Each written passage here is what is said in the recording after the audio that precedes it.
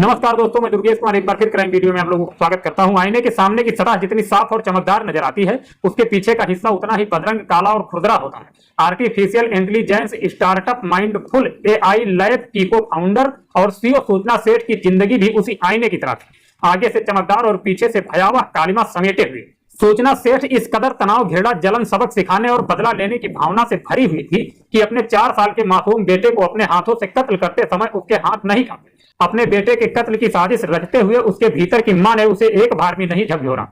क्या एक उच्च दर्जे की पढ़ी लिखी औरत जो समाज को नेतृत्व देने की क्षमता रखती है, बदले की भावना में इतनी अंधी हो सकती है कि हत्या जैसा जघन्य कृत्य कर जाए, वह भी अपने बच्चे के साथ? 39 साल की सूचना सेठ 6 जनवरी 2024 को गोवा के सोल बनियान ग्रांडे होटल में अपने 4 साल के बेटे के साथ आई थी। 8 जनवरी को जब उसने होटल से चेकआउट किया तब उसके साथ उसका बेटा नहीं था। होटल स्टाफ ने बेटे के बारे में पूछा तो सूचना सेठ ने कहा कि वो गोवा के फतोरडा में एक रिश्तेदार के घर है।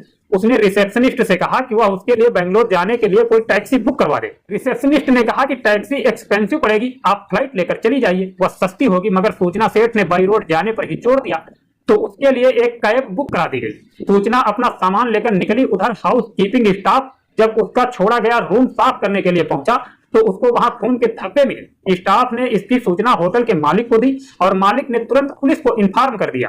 पुलिस ने तुरंत उस कैब ड्राइवर को फोन लगाया और खोखड़ी भाषा में बात करते हुए उससे कहा कि जिस मैडम को वह लेकर जा रहा है उसको बिना बताए वह कैब को कर्नाटक के चित्रदुर्ग पुलिस स्टेशन ले जाए। ड्राइवर ने पुलिस के इंस्ट्रक्शन के अनुसार गाड़ी पुलिस स्टेशन ले जाकर खड़ी कर दी, जहां सूचना सेठ को पुलिस ने गिरफ्तार कर लिया। सूचना सेठ के सामान की तलाशी लेने पर उसके बच्चे की लाश पुलिस को उसके बैग से मिली। सूचना सेठ ने अपने बच्चे की हत्या क्यों की?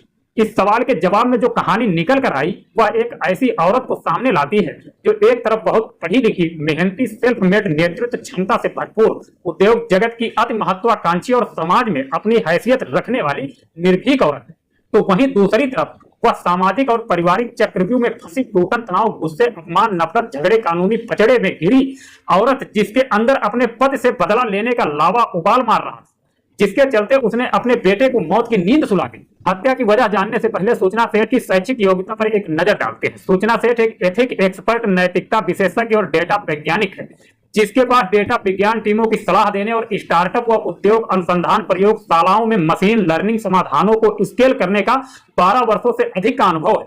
वह एआई एथिक्स सूची में 100 प्रतिभाशाली महिलाओं में से एक है। वह डेटा एंड सोसाइटी में मोजिला फेलो, हार्वर्ड यूनिवर्सिटी के बर्कमैन प्लेन सेंटर में फेलो और रमन रिसर्च इंस्टीट्यूट में रिसर्च फेलो रही है और उसके पास प्राकृतिक भाषा, नेचुरल लैंग्वेज प्रसंस्करण में पेटेंट भी है। ऐसी प्रतिभाशाली लड़की की शादी वर्ष 2010 में वेंकट रमन से हुई, जो एक एआई डेवलपर है। शादी के बाद दोनों में वैसी ही नोकझोंक चलती रही जैसी आमतौर पर भारतीय घरों में होती है। शादी के 9 साल बाद वर्ष 2019 में सूचना ने एक बेटे को जन्म दिया, मगर बेटे के जन्म के बाद से पति पत्नी में झगड़े काफी बढ़ गए। 2020 में सूचना और उसके पति वेंकट रमन के बीच विवाद इतना बढ़ गया कि दोनों की तलाक की नौबत आ गई।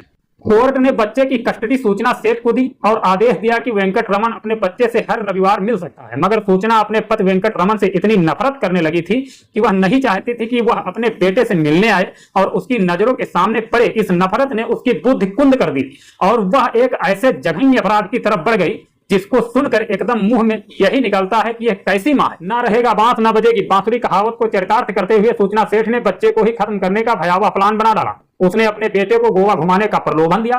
4 वर्ष का मासूम बालक घूमने की बात सुनकर बहुत ज्यादा प्रसन्नित हो गया, बहुत ज्यादा खुश हो गया। सूचना बेटे को साथ लेकर गोवा गए। वहां होटल के कमरे में उसका कत्ल करके लाश ठिकाने लगाने के उद्देश्य से बैग में भरकर टैक्सी से बेंगलोर के लिए रवाना हो गई। यहाँ तो होटल स्टाफ की तेज तर्रारी काम आ गई और सूचना को बीच राह में ही पुलिस ने लाश के साथ दबोच लिया। यह आपराधिक घटना भारतीय समाज में विवाह संस्था में भर चुकी शांत मनुष्य के नैतिक पतन, मानवीय गुणों और सहनशीलता के हास और महत्वाकांक्षाओं के टकराव को उजागर करती है। ऐसी तमाम कहानियां भारतीय समाज में बहुत तेजी से बढ़ रही हैं, जहां माँ बाप के बीच चल रहे झगड़े का खामियाजा उनके मासूम बच्चों को उठाना पड़ रहा है। माँ बाप की रोज रोज की लड़ाइयों का ही असर है कि उनके बच्चे उग्र स्वभाव के और आपराधिक गतिविधियों में लिप्त हो जाते हैं। घर के सदस्यों के बीच तनाव बच्चों को शराब और ड्रग्स की तरफ धकेल रहा है। इस घटना से हम लेंगे इजाजत, मिलेंगे नेक्स्ट वीडियो में। तब तक अपना ख्याल रखना, अपने परिवार का ख्याल रखना। जय हिंद, जय भारत।